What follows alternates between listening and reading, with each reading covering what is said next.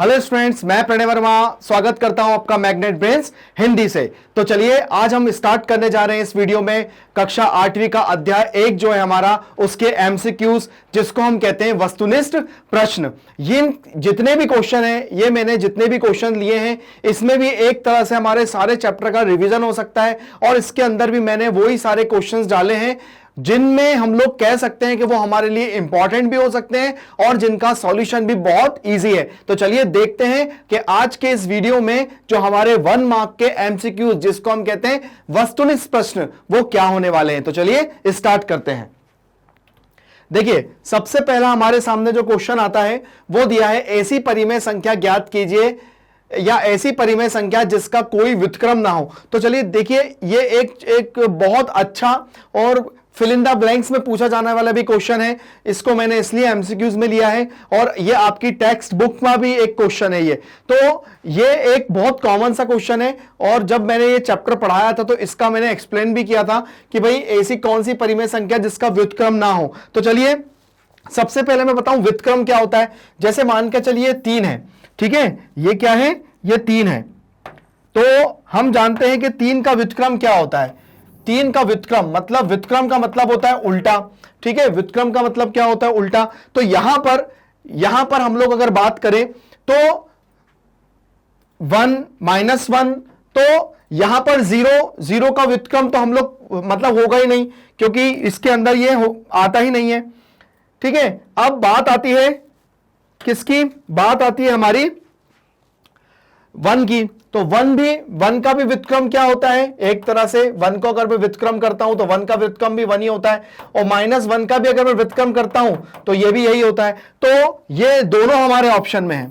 तो हम लोग कह सकते हैं कि ये इसका जो ऑप्शन है, ऑप्शन लास्ट, जिसको हम कहते हैं घा, ये क्या होगा इन दोनों में, मतलब 1 और एक -1 एक ऐसी संख्या है क्योंकि जिनका व्युत्क्रम होता है। क्योंकि देखिए, अगर मैं 0/0 को मैं क्या करता हूं, 1/0 करता हूं, तो ये क्या हो जाएगा, ये इसका कह सकते हैं कि हम इसका मान ही चेंज हो जाएगा, ठीक है, क्योंकि ये काय में चला जाएगा, इंफिनिटी पे चला जाएगा। हां, अगर ये ऊपर रहता है और नीचे संख्या रहती है तो हम मान सकते हैं, लेकिन हम इसका व्युत्क्रम कर रहे हैं, तो व्युत्क्रम अगर हम करेंगे तो वो चीज क्या चली जाएगी, इंफिनिटी चली जाएगी। तो इसका तो क्या हो जाएगा, पूरा मान ही चेंज हो जाएगा। लेकिन यहां पे 1 है, 1 को हम अगर हम व्युत्क्रम करेंगे तो 1 का व्युत्क्रम 1 ही होता है, और -1 का भी अगर मैं व्युत्क्रम करता हूं तो ये भी क्या होगा, 1/1 ही रहेगा। तो इसलिए यहां पर क्या होगा, 1 और -1 एक ऐसी संख्या है जिसका व्युत्क्रम नहीं है। आई बात समझ में, क्योंकि वो अपने आप में वही होती है। आया। तो चलिए आगे बढ़ते हैं अगले क्वेश्चन की तरफ। इसका एक्सप्लेन करना बहुत ईजी था। आगे आते हैं। 2 परिमेय संख्याओं का गुणनफल हमेशा क्या होता है। 2 परिमेय संख्या, मान के चलिए, देखिए 2 परिमेय संख्या है, ये और ये दोनों एक परिमेय संख्या है मान के चलिए, और पूछा है इनका गुणनफल, 2 परिमेय संख्या का गुणनफल। तो 2 परिमेय संख्या का गुणनफल, तो 3 एकम 3, 2 दूनी 4, तो एक परिमेय संख्या आता है। तो हम लोग क्या लिखेंगे कि हाँ भाई, 2 परिमेय संख्या का गुणनफल भी क्या आता है, एक परिमेय संख्या ही आता है। तो ये दूसरा क्वेश्चन भी हमारा सॉल्व हो गया, जो कि बहुत इजी था, ठीक है। आगे क्वेश्चन की तरफ आते हैं हम लोग। आगे पूछा है a + b then b + a कहलाता है। कौन सा नियम कहलाता है, समव्रत योग नियम कहलाता है, कि सहचार योग नियम कहलाता है, कि क्रम विनिमय योग नियम कहलाता है, कि समव्रत गुणन नियम कहलाता है। तो देखिए यहां पर अगर हम इसको समझें, इस वाले नियम को समझें, तो इस वाले नियम को हमने पढ़ाया था, क्या पढ़ाया था, a + b then b + a। हमने पढ़ाया था कि जब संख्याओं के क्रम चेंज होते हैं, जैसे ये संख्या का क्रम है और यहां जाके संख्या का क्रम बदल गया, तो क्रम की बात हो रही है और प्लस की बात हो रही है, तो यहां पर क्या हो जाएगा, क्रम विनिमय योग नियम। इसके लिए यहां पर क्या अप्लाई होगा, क्रम विनिमय योग नियम। अगर यहां पर समव्रत होता तो समव्रत के लिए तो अलग शर्त होती और सहचार्य के लिए भी अलग शर्त होती। क्रम को बदल रहे हैं तो यहां पे क्या हो जाएगा, क्रम विनिमय का मतलब होता है क्या, क्रम को बदलना, तो क्रम विनिमय योग नियम हो गया। आगे चलते हैं अगले क्वेश्चन की तरफ। a + b then c then a + b + c।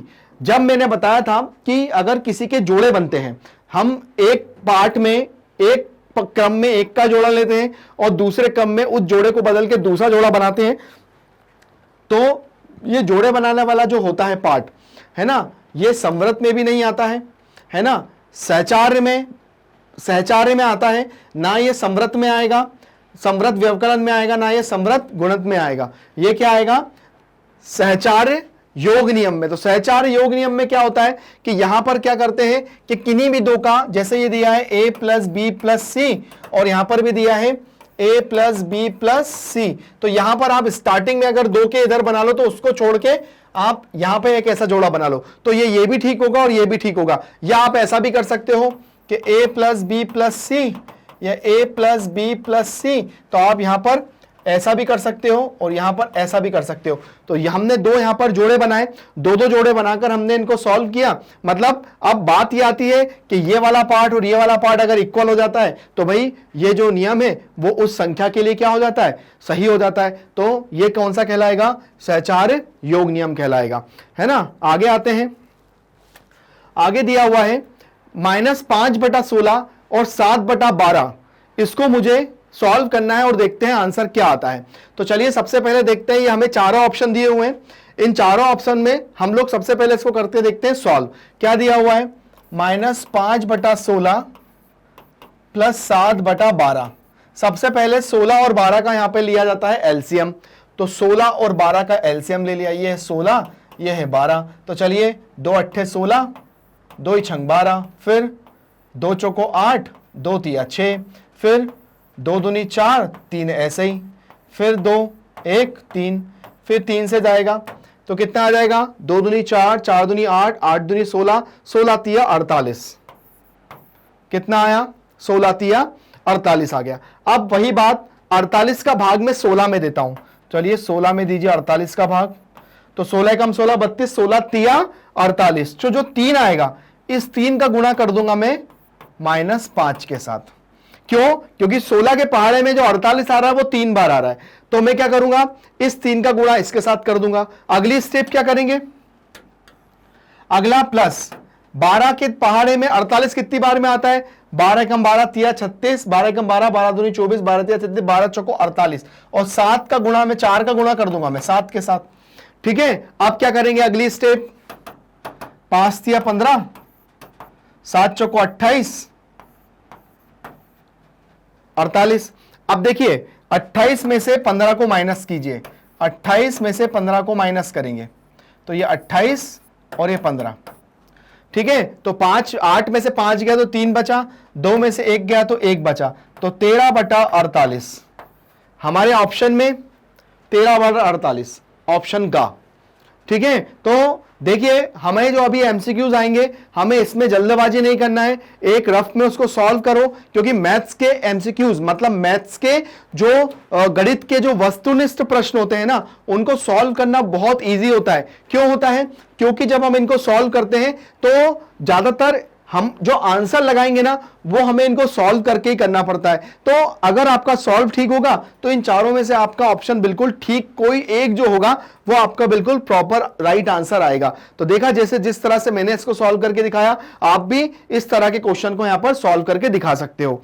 चलिए आगे आते हैं, आगे क्या दिया हुआ है, -5/3 में से क्या घटाया जाए कि 5/6 प्राप्त हो। तो देखो ये जो क्वेश्चन है ये आपका एमसीक्यूज में भी पूछा जा सकता है, या ये क्वेश्चन आपको अपनी 1 नंबर के क्वेश्चन में भी पूछा जा सकता है। क्या है, -5/3 में से क्या घटाया जाए कि आंसर प्राप्त हो। तो देखिए मैं इसको पूरा एक्सप्लेन करता हूं। हम लोग क्या लिखेंगे, माना x को घटाया जाए, माना x को घटाया जाए तो -5/3 में से क्या घटाया जाए, तो -5/3 में से मैंने x को घटा दिया तो आंसर क्या मिलना चाहिए, 5/6 मिलना चाहिए। तो अब क्या करेंगे, अब भाई एक ही चीज हो सकती है कि जो 5/6 है ना, ये तो क्या है, चर है, इसको मैं उधर भेज दूंगा तो क्या हो जाएगा, -x 5/6, ये उधर जाके प्लस का हो जाएगा 5/3। ठीक है, ये माइनस था उधर जाके प्लस का हो गया, -5/3, ये -5/3 प्लस का हो गया, 5/6 ऐसे ही था। तो x बराबर कितना हो जाएगा, देखिए यहां पर बड़ी संख्या है, 6 को ले लेंगे, 6 का 6 में भाग देंगे तो 1 आएगा, और 1 का 5 में गुणा करेंगे तो 5, 6 का जब गुणा करेंगे 6 का भाग देंगे 3 में तो 2 आ जाएगा, फिर उसके बाद मतलब 3 का भाग 6 में देंगे तो 2 आ जाएगा, और 2 पंजे 10।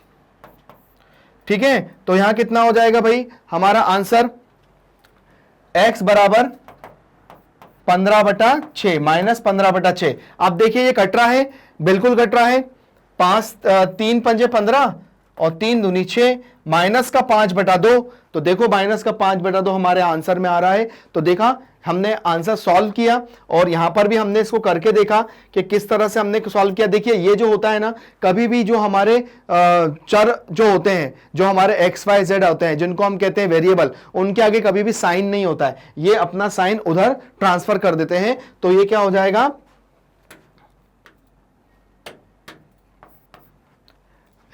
x बराबर -5/2, जो कि हमारा आंसर आ गया। तो चलिए आगे की क्वेश्चन की तरफ बढ़ते हैं। आगे क्या दिया हुआ है, आगे दिया हुआ है दो संख्याओं का योग -4/3 है, जिसमें से एक संख्या -5 है, तो दूसरी संख्या ज्ञात कीजिए। मतलब क्या बोला है, दो संख्याओं का योग -4/3 है। मुझे वो नहीं पता कि वो संख्या क्या है, लेकिन मुझे बोला है एक संख्या जो है वो मुझे दिए, एक संख्या 5 है। तो मैं यहां लिखूंगा, देखिए मैं इसको यहां पर आपको एक्सप्लेन भी करता जा रहा हूं, और बाय चांस अगर ये क्वेश्चन आपके एमसीक्यूज में ना आकर अगर ये आपको सब्जेक्टिव पूछे जाते हैं, मतलब ये आपसे ऐसे ही पूछे जाते हैं, नंबर में पूछे जाते हैं, एमसीक्यूज में ना आकर, तो उसको भी करने का तरीका क्या होगा। तो सबसे पहले लिखेंगे माना पहली संख्या क्या है,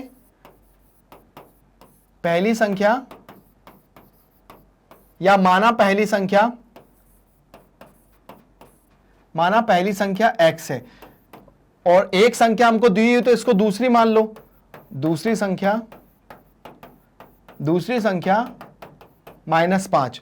अब बोला है कि दो संख्याओं का योग, तो देखो एक संख्या तो ये मिल गई, दूसरी संख्या ये मिल गई, बोला है दो संख्याओं का योग, मतलब ये दो संख्याओं का योग क्या है, -4/3, दो संख्याओं का योग बोला है। अब क्या करेंगे, यहां पर x -5, क्योंकि ये देखो ये प्लस माइनस क्या हो गया, ये प्लस माइनस माइनस हो गया, -4/3।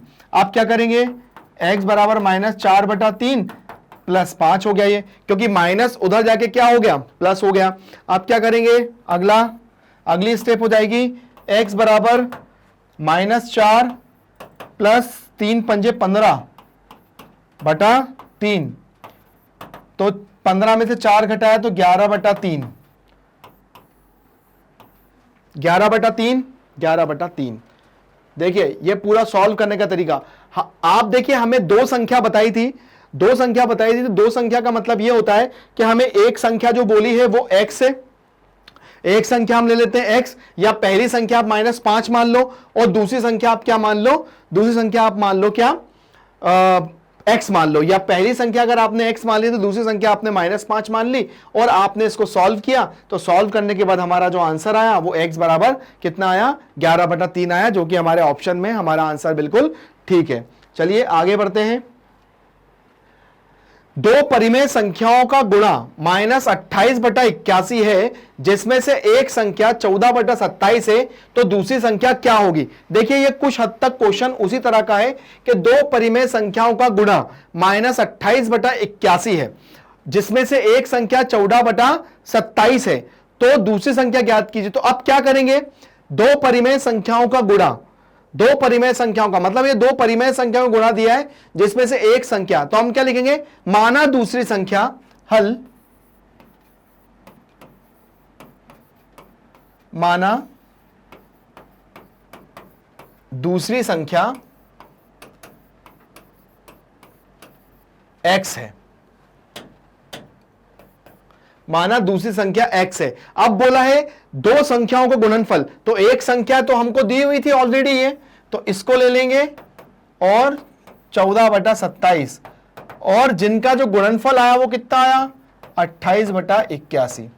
ठीक है, अब क्या करेंगे, अब देखिए यहां पर ये एक संख्या क्या है, दो परिमेय संख्याओं का गुणा, दो परिमेय संख्याओं का गुणा इतना दिया हुआ है, जिसमें से एक संख्या है ना, गुणा दिए, दो परिमेय संख्याओं को गुणा इतना है, जिसमें से एक संख्या 14/27 है, तो दूसरी संख्या ज्ञात कीजिए। तो देखिए एक संख्या तो ये रही और एक संख्या ये, इन दोनों का गुणा ये है। तो आप क्या करेंगे, जब मैं इसको उधर भेजूंगा तो ये गुणा में है, तो क्या हो जाएगा, जो संख्या जब ये ट्रांसफर होगी तो जो संख्या गुणा में है वो भाग में हो जाएगी और जो संख्या भाग में है वो गुणा में हो जाएगी। जैसे कैसे, 21 माइनस 28/81 है। अब देखिए ये भाग में है तो इसके पास जाके गुणा में हो गई और ये काय में आ गई, भाग में। ठीक है, अब क्या हो जाएगा, देखिए जब हम सॉल्व करेंगे तो ये हो जाएगा 14 एकम 14, 14 दूनी 28। ठीक है, अब 3 के पहाड़े से 27 को कैसे कैंसिल करोगे भैया, 3 नम 27 या 9 तिया 27, नम्मा नम्मा 81, फिर एकम 3 एकम 3, 3 तिया 9, तो 2 माइनस 2/3। आंसर क्या आ जाएगा, x बराबर -2/3, जो कि मेरे आंसर में भी है। ठीक है, ये रहा मेरा आंसर -2/3। कैसे किया देखो, एक बार फिर से बता देता हूं कि हमें क्या बोला था, दो संख्याओं का गुणनफल, दो संख्याओं का गुणनफल मुझे बोला था -28/81 है।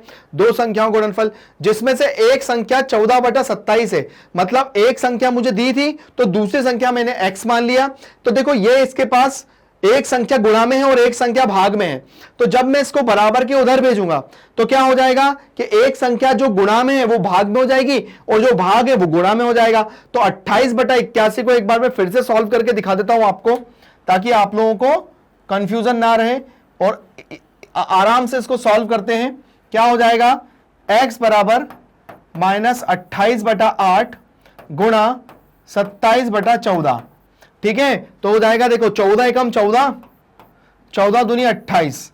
ठीक है, 9 तिया 27, 9 तिया 27, नम्मा नम्मा 81, फिर 3 एकम 3, 3 तिया 9, तो 2/3, 2 का 1 में गुणा होगा तो क्या बचेगा, 2 ही बचेगा, और 9 3 का भी 1 में गुणा होगा तो 3 ही बचेगा। तो माइनस का 2/3, जो कि मेरे आंसर में भी था, और हमने इस क्वेश्चन को सॉल्व करके ऑब्जेक्टिव पे टिक लगा लिया। तो चलिए आगे आ जाते हैं, अगला क्वेश्चन। अगला क्वेश्चन ये जो दिया हुआ है, ये क्वेश्चन दिया हुआ है, इस क्वेश्चन में हम लोग क्या करेंगे, इसको सॉल्व करने के लिए यहां पर हम लोगों को जो संख्या दी हुई है, हमें जो भी परिमेय संख्या दी हुई है, सबसे पहले तो हमें क्या करना पड़ेगा, इनका एलसीएम लेना पड़ेगा, और एलसीएम लेने के बाद फिर हमको इनका एक एक करके गुणा भाग करके सबको प्लस करना है और नीचे भी सबको क्या करना है, एलसीएम लेना है। फिर उसके बाद देखते हैं कि इनमें से हमारा क्या आंसर बनता है। तो चलिए सबसे पहले हम लोग एक क्वेश्चन उतारते हैं और क्या करेंगे, देखिए ये 2/3 है ना, ये प्लस माइनस माइनस हो गया, ये 7/15 और ये प्लस माइनस माइनस 11/20 हो गया। देखिए क्या किया, ये प्लस माइनस माइनस माइनस हो गया, ये प्लस माइनस माइनस माइनस हो गया। अब करते हैं यहां पर सबसे बड़ी एलसीएम, मतलब लघुत्तम, 3, 5, 15 और 20, ये मैंने कर लिया। अब देखिए यहां पर हम सबसे पहले 2 के पहाड़े से कर लेते, क्योंकि पीछे 20 है, तो ये 2, 3 तो जाएगा नहीं यहां पर। ठीक है, तो क्या हो जाएगा, 3, 5, 15, 2 ही धाम 2 एकम 2 आ जाएगा। फिर हम कैसे करेंगे, फिर 2 से करेंगे, तो चलिए 3 ऐसे ही रहेगा, 5, 15, 2 पंजे 10। चलिए अब 3 से करते हैं, 3 एकम 3, 5 नहीं जाएगा, 3 पंजे 15, देन 5, फिर 5 से करेंगे, 1, 1, 1 और 1, क्या क्या बचा, 2 दूनी 4, 4 तिया 12 है ना, देखो 2 दूनी 4, 4 तिया 12, 12 पंजे 60, एलसीएम में कितना आ गया, 60 आ गया। ठीक है, आया ना एलसीएम लेना। अब देखिए क्या करते हैं, 60 का 3 में भाग दो, देखो 3 का भाग दो 60 में। ठीक है, कितनी बार में जा रहा है, 20 बार में, क्योंकि 3 दूनी 6, 20 बार में, और इस 20 का गुणा कर दूंगा 2 में, तो 2 दूनी 4 मतलब 40। ठीक है, आया समझ में। फिर उसके बाद माइनस, अब उसके बाद 5 के पहाड़े में 60 कितनी बार में आता है, करके देख लो, 60 का भाग दो, 5 का भाग दो 60 में, तो 5 एकम 5, 5 दूनी 10, 12। ठीक है, क्योंकि 12 पंजे 60, 12 का गुणा 4 में कर देंगे तो 12 चौको 48, ये हो गया। फिर प्लस, फिर 15, 15 के पहाड़े में 60 कितनी बार में आता है? 4, 15 चौको 60, फिर 4 जो आ रहा है तो उसका मल्टीप्लाई इसमें कर दे तो 7 चौको 28। ठीक है, 2 के पहाड़े में मतलब 20 के पहाड़े में 60 कितनी बार में आएगा? 3 बार में, और 3 का गुणा आप जब इसका करेंगे ये आ जाएगा 33।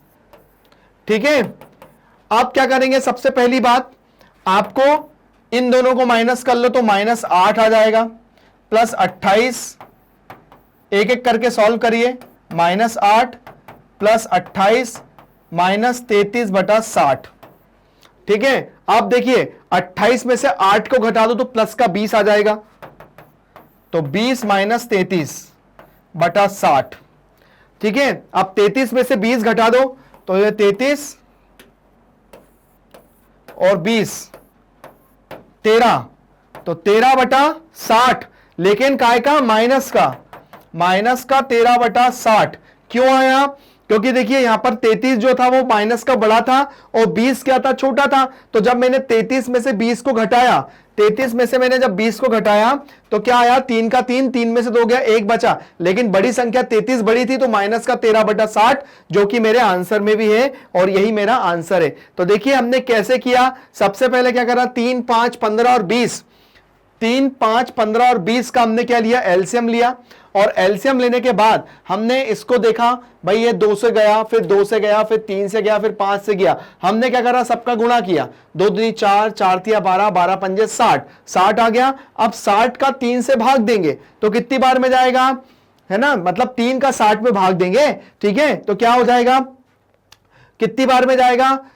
आपने देखा था 3 दूनी 6, 2 बार 20 आ रहा था। 20 का जब गुणा 2 में किया तो 40 आया।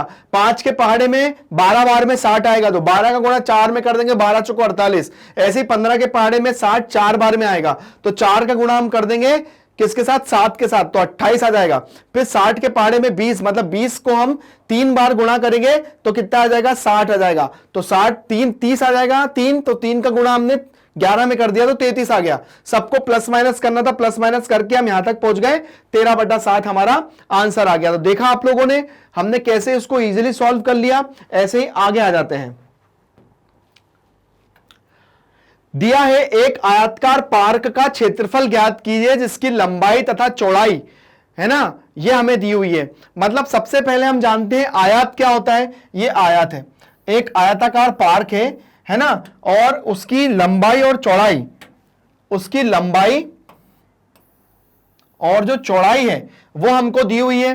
ठीक है, अब बात ये होती है कि ये हो गई इसकी लंबाई, ये इसकी लंबाई हो गई और ये इसकी चौड़ाई हो गई, है ना, ये इसकी लंबाई हो गई, ये चौड़ाई हो गई। तो मुझे लंबाई कितनी दी हुई है? लंबाई मुझे ये दी हुई है, ठीक है, और चौड़ाई मुझे ये दी हुई है। अब आयत का क्षेत्रफल क्या होता है? सबसे पहले हम देखते हैं आयत का क्षेत्रफल। आयत का क्षेत्रफल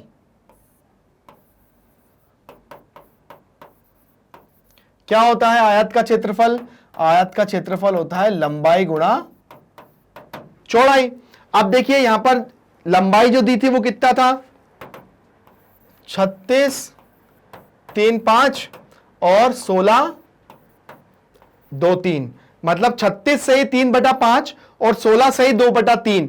अब क्या करेंगे? आयत की लंबाई और चौड़ाई यहां पर दी हुई है। सबसे पहले ये हमें मिश्रित भिन्न दिया है। इस मिश्रित भिन्न को सबसे पहले हम तोड़ेंगे। तो तोड़ते कैसे हैं? 36 का 5 में गुणा करो तो क्या हो जाएगा? 36 गुणा 5 कितना हो जाएगा? 6 पंजे 30, 5 तिया 15 और 3 18। ठीक है, और 18 क्या हो जाएगा? देखो 5 जगह 30, 30 की 0, हासिल का 3, 5 या 15, 16, 17, 18 और 18 में 3 ये 180, मतलब 18 में आप जब 3 प्लस कर दोगे तो कितना हो जाएगा? 180 और 3 183/5 गुणा 16 पंजे वो 16 तिया 48, 48 और 2 50, तो ये हो जाएगा 50/3। आया समझ में? 16 तिया 48, 48 में 2 प्लस कर दो तो कितना हो जाएगा? 50। अब क्या करेंगे? अब यहां पर आती है इसको कैंसिल करने वाली बात, है ना। कैसे करेंगे? देखो 5 एकम 5, 5 धाम 50, ठीक है, 3 एकम 3, 3 छंग 18, 3 एकम 3। अब हम क्या करेंगे, 61 का मल्टीप्लाई हम 10 के साथ करेंगे, तो 61 का मल्टीप्लाई हम 10 के साथ करेंगे और आंसर क्या है, मीटर। क्षेत्रफल निकालते हैं तो मीटर स्क्वायर में आता है आंसर, तो कितना आ जाएगा 610 मीटर स्क्वायर। तो देखिए 610 मीटर स्क्वायर है, बिल्कुल सही है। तो देखिए हमने इस क्वेश्चन को भी सॉल्व किया। सबसे पहले हमको सूत्र भी याद होना चाहिए कि आयत की बात कर रहे हैं, आयत का क्षेत्रफल होता है लंबाई गुणा चौड़ाई। हमने क्या करा, हमें ये मिश्रित भिन्न में दिया था, इस मिश्रित भिन्न को हमने तोड़ा और हम इसको सामान्य भिन्न में लेकर आए। फिर देखिए हमने 65 का 36 गुणा 5 में किया, जो आंसर आया हमने उसको 3 से प्लस कर दिया, तो 183 आ गया बटा 5। ऐसे ही 16 पंजे 16 थी 48, 48 और 2 50, तो 50 बटा 3 आ गया। हमने जब 3 से 183 को काटा और यहां से 5 से 50 को काटा, अब 61 और 10 को हमने गुणा किया तो 610 मीटर स्क्वायर आ गया। तो देखिए हमने यहां के जितने भी क्वेश्चन के अंदर चीजें दी गई हैं यहां पर, वो हमने क्वेश्चन को सॉल्व किया और अपने आंसर पे पहुंचे। तो इस तरह से हमने अपने क्वेश्चनों को सॉल्व किया। चलिए आगे आते हैं। देखिए अगला क्वेश्चन दिया है, एक स्कूल में लड़कों की संख्या 5/8 है तथा लड़कियों की संख्या 240 है, तो स्कूल में लड़कों की संख्या ज्ञात कीजिए। देखिए सबसे पहले बात यह आती है कि यहां पर मुझे लड़कों की संख्या और लड़कियों की संख्या दी हुई है, बट सबसे पहले मैं ये तो पता करूं कि स्कूल में पूरे बच्चों की संख्या है कितनी, है ना। तो अब उसके मुझे ऑप्शन भी दिए हुए हैं यहां पर। अब देखिए राइट आंसर के लिए सबसे पहले मुझे क्या करना पड़ेगा, इसको मुझे सॉल्व करना पड़ेगा। तो सॉल्व करने के लिए सबसे पहले मैं लिखूंगा माना स्कूल में बच्चों की संख्या, क्या लिखेंगे, माना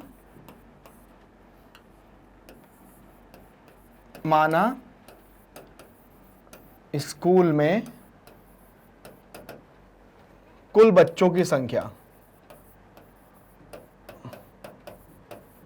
कुल बच्चों की संख्या x है, ठीक है। अब क्या होगा, बच्चों की संख्या जो है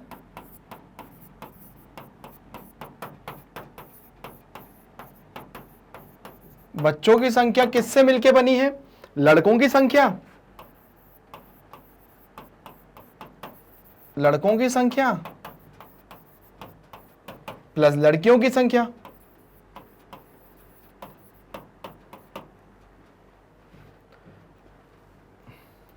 लड़कियों की संख्या,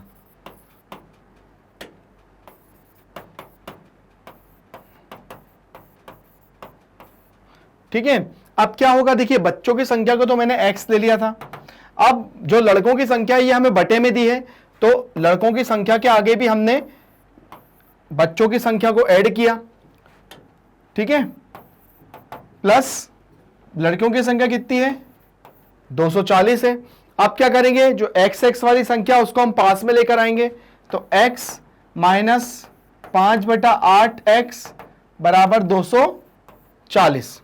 अब 8 का गुणा आप यहां पे करिए तो क्या हो जाएगा, 8x माइनस 5x/8 बराबर 240, ठीक है। अब 8 में से 5 को जब मैंने घटाया तो कितना आ गया, 3x/8 240।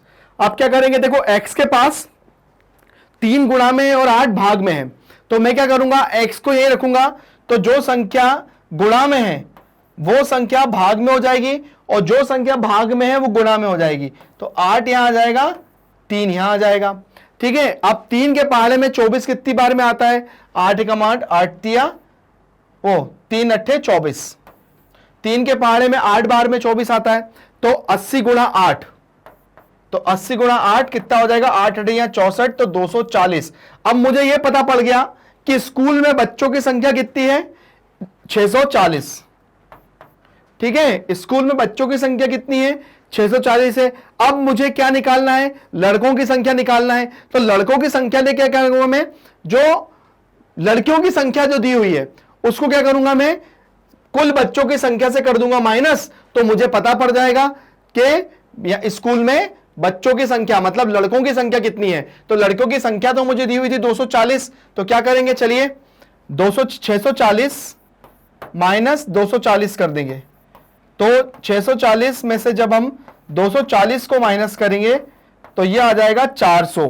तो देखिए स्कूल में लड़कों की संख्या निकल गई 400 और लड़कियों की संख्या जो कितनी थी वो 240 थी। तो यहां पर 400 ऑप्शन में हमारा जो लास्ट वाला घ वाला आंसर है वो बिल्कुल ठीक है। तो देखा आप लोगों ने किस तरह से हमने अपने क्वेश्चन को सॉल्व किया, और ये मैंने इसलिए पूरा मेथड से सॉल्व करके दिखाया।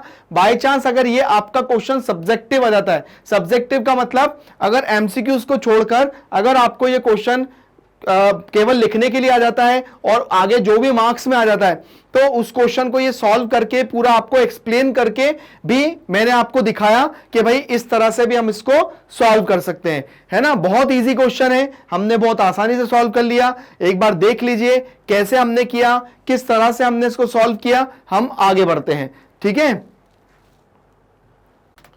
अगला क्वेश्चन दिया हुआ है कि अमित 16,000 हर महीने कमाता है।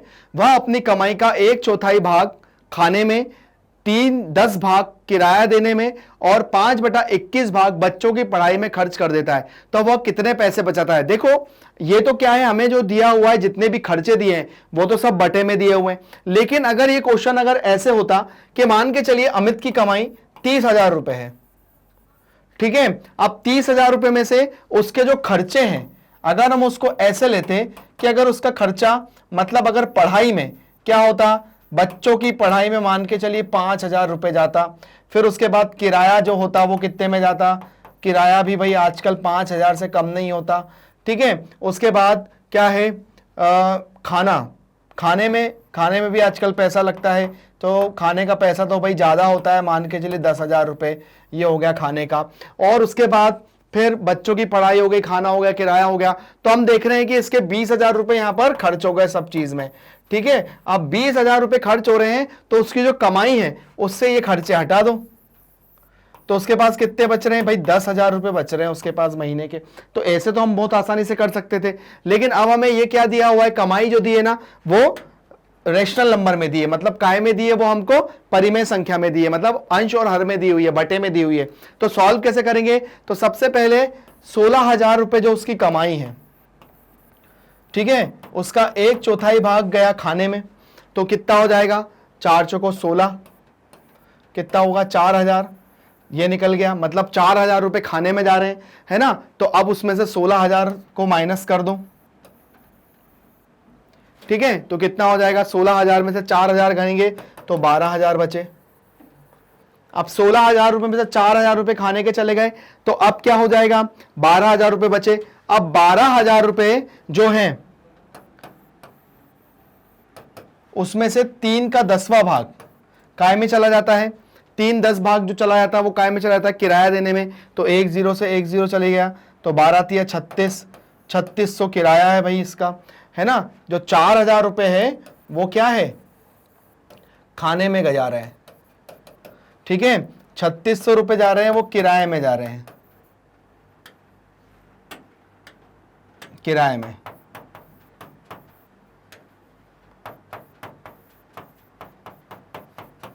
किराए में चले गए।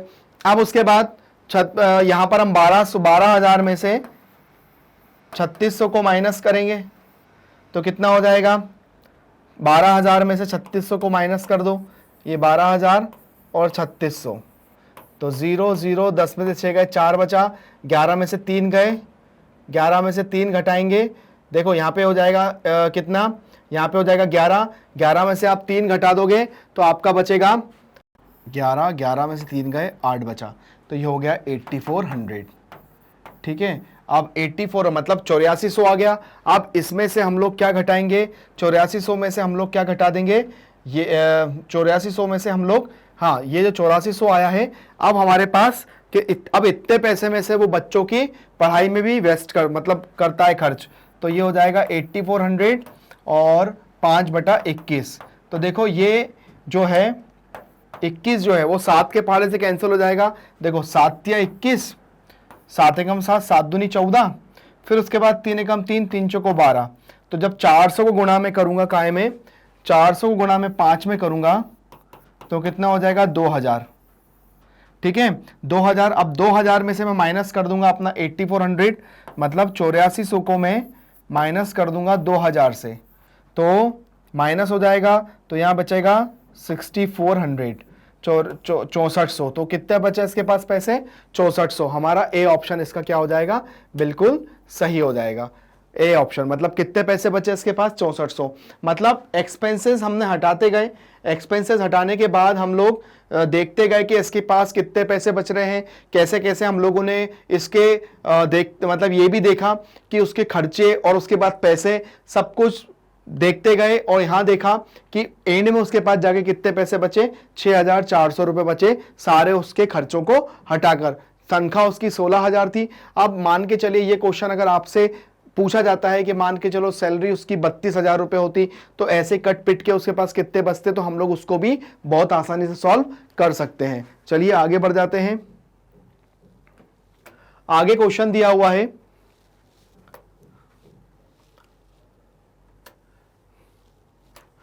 आगे क्वेश्चन दिया हुआ है 8 बटा -15, 8 बटा -15 प्लस 4 बटा -3 में इसको मैं सॉल्व करूं।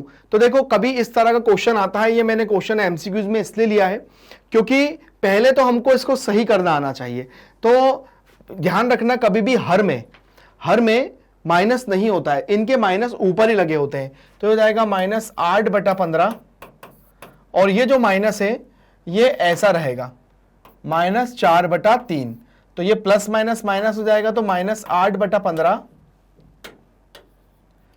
-8 बटा 15 -4 बटा 3। अब देखिए अगर मैं इसका एलसीएम लेता हूं, दोनों माइनस में हो गए, इसका एलसीएम लेता हूं तो एलसीएम 15 आएगा, 15 का 15 में भाग दूंगा तो 1 आएगा, 1 का गुणा 8 में करूंगा तो 8 एकम 8। ऐसे ही 5 गुणा 3 में करूंगा, 15 का 3 के भाग 15 से दूंगा तो 3 के पहाड़े में कितना आएगा? 3 पंजे 15, और 15 में से जब मैं 4 को गुणा जो 5 आएगा, जो मतलब 15 से 3 का भाग दूंगा तो कितना आएगा? 3 पंजे 15, 5 गुणा 4 में करूंगा तो 20 आ जाएगा। ठीक है, तो माइनस का 28 बटा 15 मेरे पास इसका आंसर आएगा, जो कि मेरे इस वाले आंसर में भी है। ठीक है, तो ये मेरा आंसर बिल्कुल ठीक हो गया। ध्यान रखना माइनस का, बिल्कुल ध्यान रखना कि यहां पर दोनों संख्या माइनस की है, पर बड़ी संख्या किसकी है? उस 20 थी तो उसके साथ उसका माइनस आया। तो ये एक एमसीक्यू का क्वेश्चन है, तो हमने इसको भी सॉल्व किया, बहुत ईजी था। तो चलिए हम लोग आगे बढ़ते हैं। देखिए ये क्वेश्चन है 4 बटा 9 भागित क्वेश्चन मार्क -8 बटा 15। अब देखिए ये क्वेश्चन आपको ऐसे लग रहा होगा इजी, पर ये थोड़ा सा डिफरेंट टाइप का क्वेश्चन है। क्यों? क्योंकि इस वाले क्वेश्चन में अगर ये क्वेश्चन अगर ऐसा होता या क्वेश्चन मार्क यहां होता और इसको मैं ऐसे करता तो हम लोग इसको आसानी से सॉल्व कर सकते थे, क्योंकि मैं इसको यहां पर x ले लेता, x लेने के बाद एक गुणा हो जाता, ये 4 बटा 9 हो जाता, फिर ये उधर चला जाता, तब ये करना बहुत इजी था। लेकिन अब इसमें क्वेश्चन मार्क यहां है, तो इसको सॉल्व करने के लिए क्या करूंगा? ये है 4 बटा 9 भागित इसको ले लूंगा x, और इसको ले लूंगा -8 बटा 15। अब इसको करने के लिए क्या करेंगे? सबसे पहले ये जो भाग का चिन्ह हटेगा तो ये वाली संख्या क्या हो जाता है? इसका व्युत्क्रम हो जाता है। क्या हो जाता है? 4 बटा 9 गुणा 1 बटा x, और ये 8 बटा -15, ये हो जाएगा। अब क्या करेंगे? इस x को मैं इसके पास ट्रांसफर कर दूंगा, तो 4 बटा 9 बराबर -8 बटा 15 गुणा में x।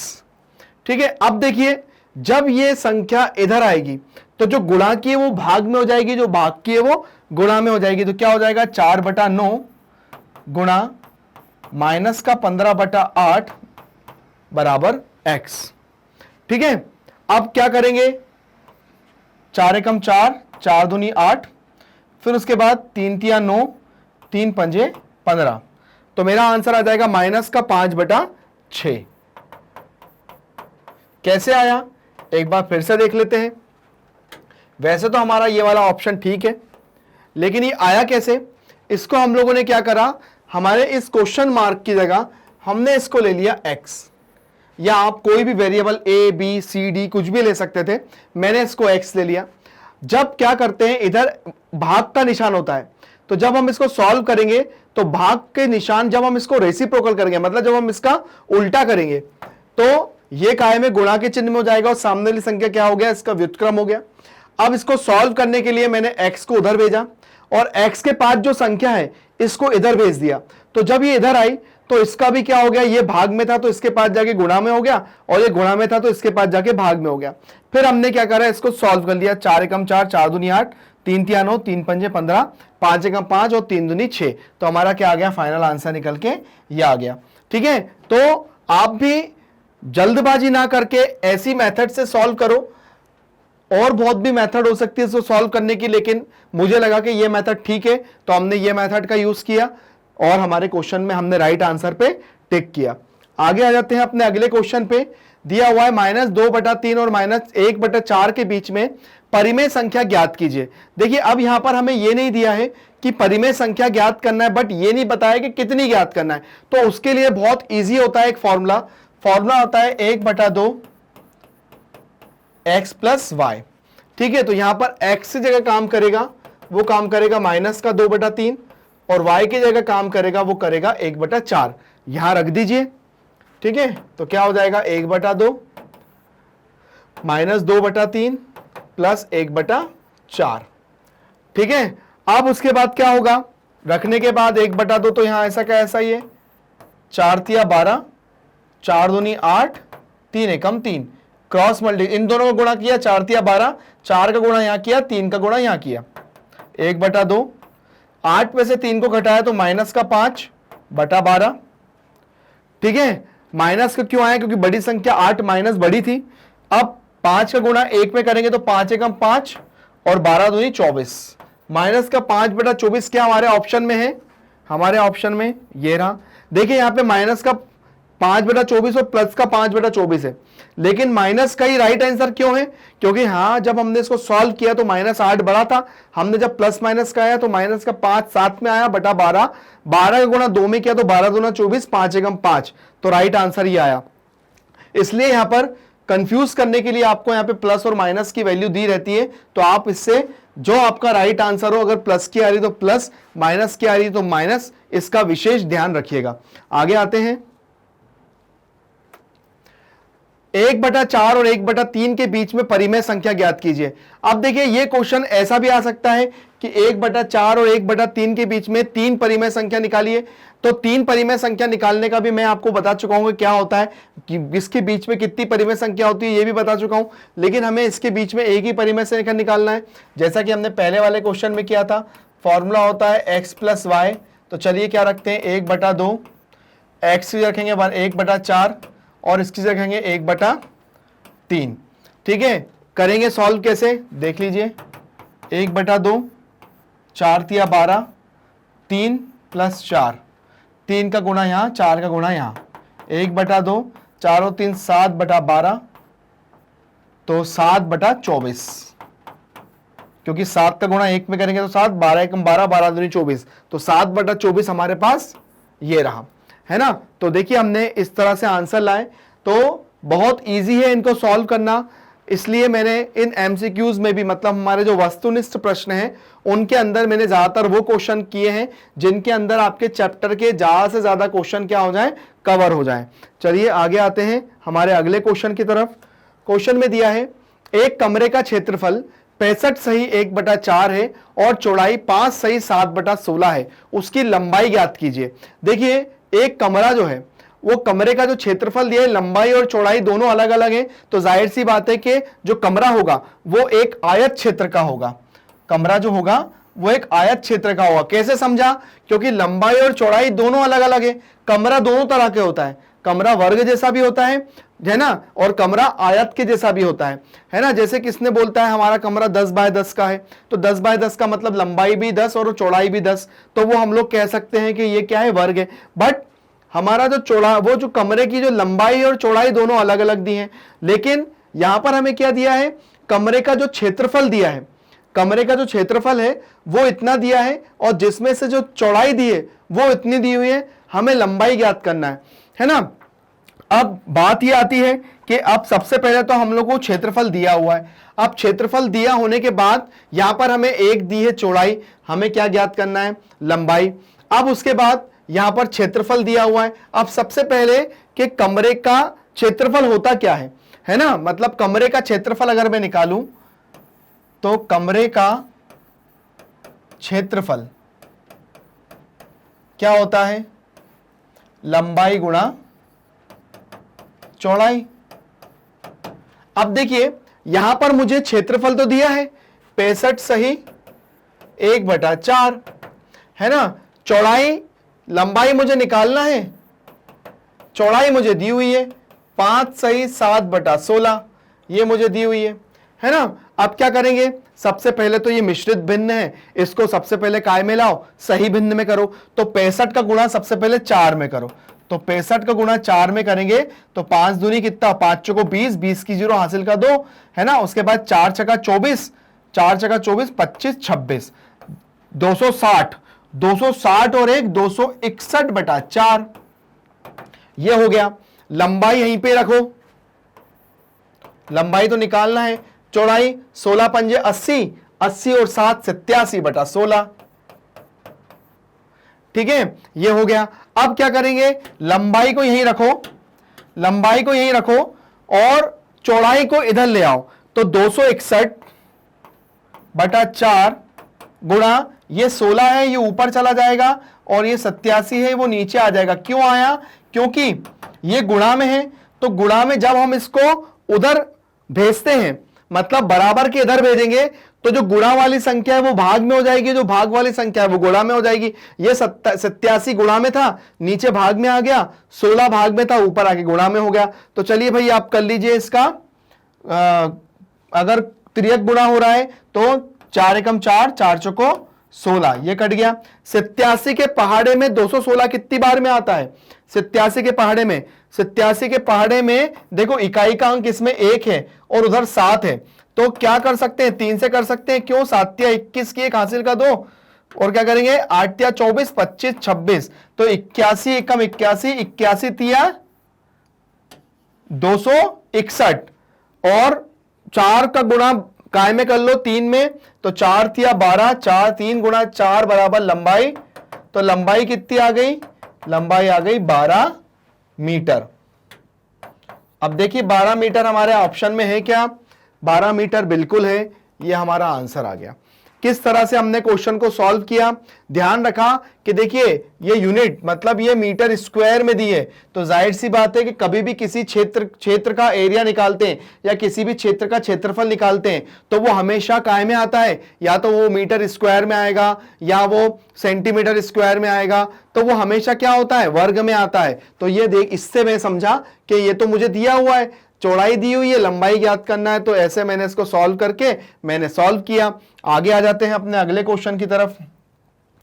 अगले क्वेश्चन में दिया है 6/7 का गुणात्मक प्रतिलोम ज्ञात कीजिए। देखिए मैंने आपको बार बार बताया है कि गुणात्मक प्रतिलोम होता क्या है। गुणात्मक प्रतिलोम मान के चलिए ए का गुणात्मक प्रतिलोम क्या हो जाएगा, ए बटा मतलब क्या, उसी का ही उल्टा। क्यों, क्योंकि जब मैं इसको सॉल्व करूंगा तो आंसर 1 आए, तो यहां पर मुझे 6/7 दिया है, तो जाहिर सी बात है कि इसका गुणात्मक प्रतिलोम 7/6 होगा, क्योंकि इससे ये कैंसिल होके 1 आ जाए, तो 7/6 ये है आंसर।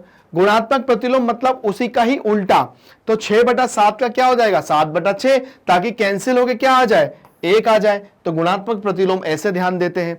आगे देखिए अगला है योज्य प्रतिलोम। योज्य प्रतिलोम का मतलब क्या होता है, योज्य प्रतिलोम का मतलब ये होता है कि इसके ही पास में एक संख्या ऐसी लूं जिससे मुझे आंसर क्या मिल जाए, 0 मिल जाए।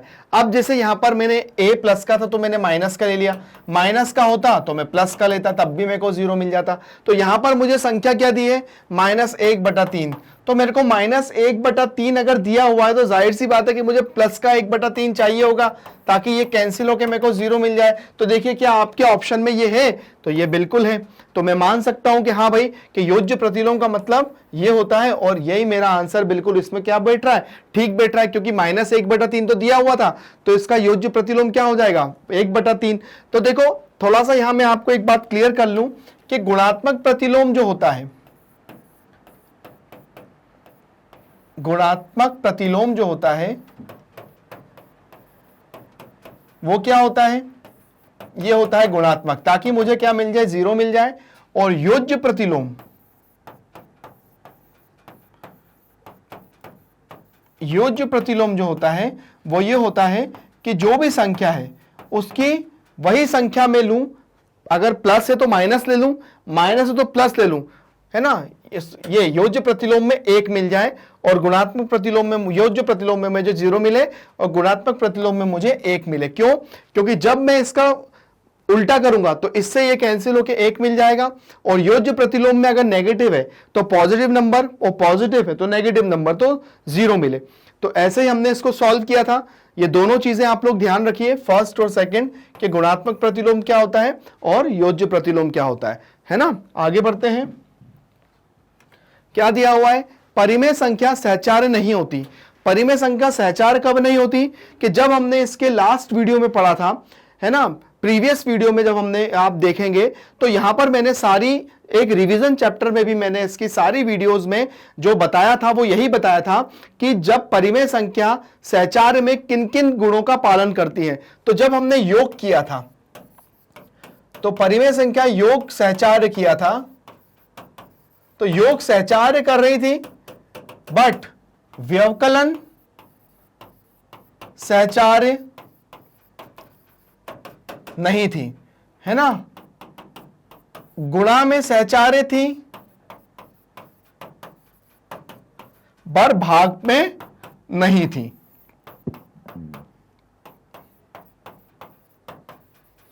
ठीक है, तो इससे क्या समझ में आया? इससे ये समझ में आया कि किन नियमों का पालन नहीं कर रही है, व्यवकलन में और भाग में। तो यहां पर योग और व्यवकलन हो ही नहीं सकता है, व्यवकलन गुणा हो ही नहीं सकता है, गुणन और भाग नहीं हो सकता, व्यवकलन और भाग हो सकता है। तो मतलब क्या है? परिमेय संख्या व्यवकलन और भाग में सहचार्य नियम का पालन नहीं करती है। देखिए, ये जो आपके एमसीक्यूज हैं, बहुविकल्पीय प्रश्न हैं, जिनको हम लोग एमसीक्यूज कहते हैं, तो उसके अंदर जो हमने जितने भी नियम पढ़े हैं, तो वो नियम के अनुसार भी आप लोगों से ऑब्जेक्टिव, मतलब बहुविकल्प क्वेश्चन में उनके आंसर्स पूछ सकते हैं। इसलिए मैं कहता हूं वो नियम भी याद होना चाहिए, तो आप लोग इनके आसानी से आंसर पे टिक लगा सकते हैं। अगला क्वेश्चन दिया है 1/4 और 1/2। ये तो बहुत ही इजी है, इसको हम लोग सॉल्व बहुत आसानी से कर लेंगे। क्या करेंगे? 1/2 है, 1/4 है। कभी कभी क्या होता है, आसान से क्वेश्चन भी हम लोग गलत कर आते हैं। देखिए, इसमें 4 ही आ जाएगा। ठीक है, 4 का जब 2 में भाग देंगे तो कितना हो जाएगा? 2 आ जाएगा। 2 का 1 में गुणा करेंगे तो 2, है ना। 4 का 4 में करेंगे तो 1, और 1 का गुणा 1 में करेंगे तो 1, है ना। देखो क्या करते हैं, फिर से बताओ, 4 का जब 2 में भाग देंगे तो 2 आएगा, 2 का गुणा 1 में करेंगे तो 2 आ जाएगा। ऐसे 4 का भाग 1 में, 4 का भाग 4 में देंगे तो 1 आएगा, 1 का गुणा 1 में करेंगे तो 1 आएगा। तो क्या इतना आएगा? 3/4,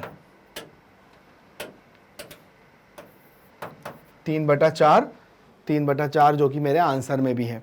ठीक है, ये हो गया। अब आगे के क्वेश्चन पे आते हैं, जो कि और इजी क्वेश्चन हो सकते हैं। आगे दिया हुआ है शून्य नहीं है।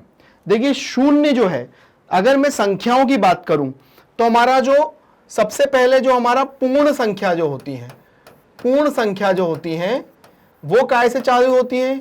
0, 1, 2, 3, 4 से अनंत तक जाती है ना। इवन जो हमारी पूर्णांक होते हैं, पूर्णांक होते हैं ना, उसमें वो 0, 1, 2, 3, इवन माइनस भी होते हैं, प्लस भी होते हैं, ये सब होते हैं।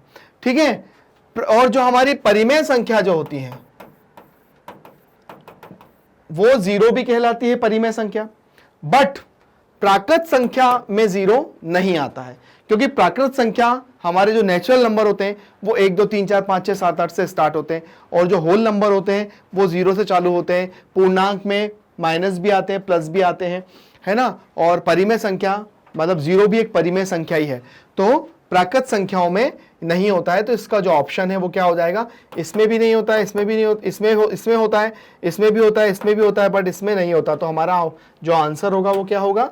वो ये होगा, जो राइट आंसर होगा वो ये होगा, क्योंकि प्राकृत संख्या में 0 नहीं होता है, शून्य। ठीक है, आगे बढ़ते हैं। दिया है एक वर्गाकार भूखंड का क्षेत्रफल ज्ञात कीजिए जिसकी भुजा। अब देखिए, वर्गाकार भूखंड है, वर्गाकार मतलब वर्ग के आकार का, वर्ग मतलब जिसकी सारी भुजाएं क्या होती हैं? बराबर होती हैं। अब वर्ग का क्षेत्रफल क्या होता है? वर्ग का क्षेत्रफल, वर्ग का क्षेत्रफल क्या होता है? भुजा गुणा भुजा।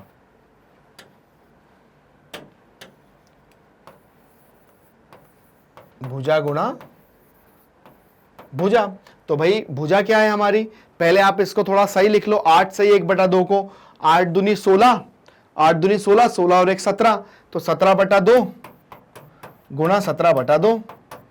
भुजा गुणित भुजा होता है क्षेत्रफल। 17 गुणा 17 करेंगे तो 289, 289/4। अब देखिए, अब ये जो आंसर आ रहा है वो हमारे ऑप्शन में तो है नहीं, क्योंकि ये मिश्रित भिन्न में लिखे हुए हैं। अब इसको मिश्रित भिन्न में लिखना है, तो ये हो जाएगा 289/4, कितना हो जाएगा? 4 7 28, है ना, 4 दूनी 8, ये आ रहा है 1। तो देखिए यहां पे जो 4 है उसको तो 4 को तो यहीं लिखे रहने देंगे, और जो भागफल आता है उसको यहां लिखते हैं, शेषफल, जो शेषफल है उसको यहां लिखेंगे, और उसके बाद जो आंसर आया उसको यहां लिखते हैं। ठीक है, तो ये आंसर हमारी मीटर स्क्वायर जो है यूनिट में लगाएंगे, वो जरूरी होता है मीटर स्क्वायर लगाना। तो ये हमारा आंसर फाइनल आ गया, और यही हमारा आंसर है। तो देखा हमने किस तरह से, सूत्र याद है तो भी हम इसको आसानी से सॉल्व कर सकते हैं। तो अब हम आगे क्वेश्चन की तरफ बढ़ते हैं। आगे क्वेश्चन दिया है, एक क्रिकेट टेस्ट मैच में 2/7 दर्शक ढकी हुई जगह पर बैठे हैं तथा 15,000 दर्शक खुले में हैं। दर्शकों की कुल संख्या ज्ञात कीजिए। देखिए सबसे पहली बात यह है कि एक क्रिकेट मैच में 2/7 दर्शक एक ढकी हुई जगह पर बैठे हैं तथा 15,000 जो दर्शक हैं वो खुले में बैठे हैं, तो दर्शकों की संख्या ज्ञात कीजिए। तो देखो दर्शक तो ये भी हैं और दर्शक तो ये भी हैं, दोनों दर्शक हैं। अब मेन बात यह है कि दर्शकों की संख्या ज्ञात करना, तो मैं क्या करूंगा, सबसे पहले माना दर्शकों की संख्या, माना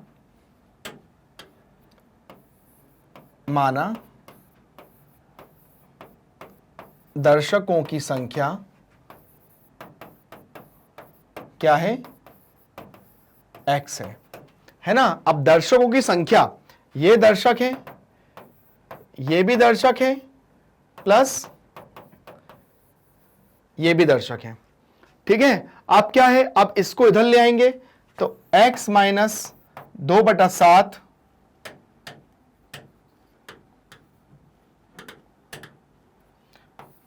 2/7x बराबर 15,000। ठीक है, अब क्या हो जाएगा, 7 का इधर 7x माइनस 2x/7 बराबर 15,000। ठीक है, अब सॉल्व करेंगे तो 7 में से जब हम 2 को घटाएंगे तो कितना आ जाएगा, 5x/7 बराबर 15,000। ठीक है, अब यहां पर हम क्या करेंगे, x बराबर ये संख्या इसके साथ गुणा में, वो भाग में चली जाएगी, भाग में गुणा में हो जाएगी, तो 15,000 गुणा 7 यहां आ जाएगा, 5 नीचे आ जाएगा। ठीक है, अब क्या हो जाएगा, 5 तिया 15, तो x बराबर कितना हो जाएगा, 3,000 गुणा 7, तो x बराबर हो जाएगा 21,000। ठीक है, अब देखिए यहां पर x की जो वैल्यू आई है वो 21,000 आई है, मतलब हमने दर्शकों की संख्या निकालना थी, तो दर्शकों की संख्या जो पूछी थी वो तो आ गई, कितनी आ गई, 21,000। तो यही हमारा आंसर हो गया, क्योंकि हमसे ये नहीं पूछा था, क्या बोला था कि एक क्रिकेट मैच में 2/7 दर्शक ढके हुई जगह पर है। ढकी हुई जगह जानते हो, मतलब जो अंदर बैठे हुए हैं और उनकी हुए छांव की व्यवस्था है, और 15,000 दर्शक खुले में बैठे हुए हैं, तो 15,000 दर्शक खुले में बैठे हुए हैं, तो दर्शकों की कुल संख्या ज्ञात कीजिए। तो हमने उन कुल संख्या को मान लिया था x, और हमने उस कुल संख्या को निकालने के बाद हमने जब सॉल्व किया तो कुल दर्शकों की संख्या जो 21,000 है, जैसे 15,000 बाहर बैठे हैं, अगर मैं ये बताऊं कि ये जो ढके हुए दर्शक है वो कितने हैं, तो आप 15,000 21,000 में से 15,000 को माइनस कर दो, तो जो बचे होंगे वो दर्शक भी निकल जाएंगे। तो लेकिन हमें केवल दर्शकों की संख्या पूछी थी जो कि 21,000 है, जो कि हमारी 21,000 निकल गई। अब इसमें से अगर क्वेश्चन ही निकलता कि जो ढके हुए दर्शक है उनकी संख्या ज्ञात कीजिए, तो ढके हुए दर्शकों की संख्या ज्ञात करने के लिए हम क्या करते हैं कि 21,000 में से 21,000 में से मैं 15,000 माइनस कर देता, तो 15,000 माइनस कर देता तो जो आती वो ढके हुए दर्शकों की संख्या आ जाती। तो वो इजी है इसको करना। तो आगे बढ़ते हैं हम लोग अपने क्वेश्चन की तरफ। ये क्वेश्चन दिया हुआ है -5/9 भागित 2/3। ठीक है, इसको सॉल्व करना बहुत ही इजी है। -5/9 जब भाग का निशान है तो ये संख्या गुणा में करूंगा तो इस वाली संख्या का क्या हो जाएगा, व्युत्क्रम हो जाएगा। अब क्या हो जाएगा, 3 एकम 3, 3 तिया 9, -5/6, ये 5/6 मेरा आंसर आ गया। तो इस तरह से हमने अपने एमसीक्यूज के जो वीडियो है आज का, ये हमने पूरा कंप्लीट हुआ है। इस वीडियो में आप लोग, अगर आपको कोई भी डाउट आता है आप मेरे से पूछ लीजिए, और उसके बाद अगर आपको लगे तो इसी एमसीक्यूज में से आप लोग और एमसीक्यूज भी बना सकते हैं। बहुत इजी है। हमारे फर्स्ट चैप्टर था, इस फर्स्ट चैप्टर के हमने वस्तुनिष्ठ प्रश्न जो हैं उनकी प्रैक्टिस करी, और हम लोगों ने जितने क्वेश्चन एक चैप्टर में से निकल सकते थे हमने निकाल के आप लोगों को प्रैक्टिस कराई। जब भी डाउट सेशन होगा आप लोग उन डाउट सेशन में हमारे फर्स्ट चैप्टर से रिलेटेड सारी चीजें पूछ सकते हैं। बट आपको मैग्नेट ब्रेन्स चैनल पे आना कैसे है, सबसे पहले आप लोग गूगल पेज पे मैग्नेट ब्रेन्स को टाइप करेंगे। जब आप उसको टाइप करेंगे और इंटर करेंगे तो आपके सामने एक इस तरह का एक पेज ओपन होगा। आपको मैथ्स की वीडियो देखना है तो आप यहां पे वॉच नाउ पे क्लिक करो, या आपको दूसरे सब्जेक्ट की जो भी आपको क्लासेस दी हुई हैं, इस जो भी क्लासेस में आप चाहे 11th में है, 12th में है, अभी जैसे 8th में है तो आप क्लास 8th डालेंगे तो 8th में जब मैथ्स पढ़ेंगे तो जब आप वॉच नाउ पे क्लिक करेंगे तो आपके सामने मैथ्स में जितने भी पाठ्यक्रम पढ़ाए गए हैं वो सारे आपको एक के बाद एक लाइन से यहां पर दिखने लगेंगे। आपको जो भी अध्याय में आपको प्रश्नावली देखना हो आप उस पर क्लिक करिए। क्लिक करने के बाद वो सारे वीडियोस आपको अपनी मातृभाषा में बहुत अच्छे एक्सप्लेनेशन के साथ आपको देखने को मिलेंगे। कुछ इस तरह से मैंने वो सारे क्वेश्चनों को बहुत अच्छे से समझाने की कोशिश करी है, जो हो सकता है कि शायद आपको इजीली समझ में पहले ना आए हों, तो मेरी वीडियो देखने के बाद आपको बहुत अच्छे से समझ में आ जाए। बट आपको मेरे साथ बने रहना है। बट आपको बने का रहना है मैग्नेट ब्रेन्स हिंदी के साथ, जो देता है 6 से लेकर 12 तक का एजुकेशन, वो भी बिल्कुल फ्री में, जिसके लिए पढ़ाई में आपको कोई भी चार्ज नहीं देना है। आप अपने फ्रेंड को, अपने छोटे बड़े भाई बहन को हमारे चैनल के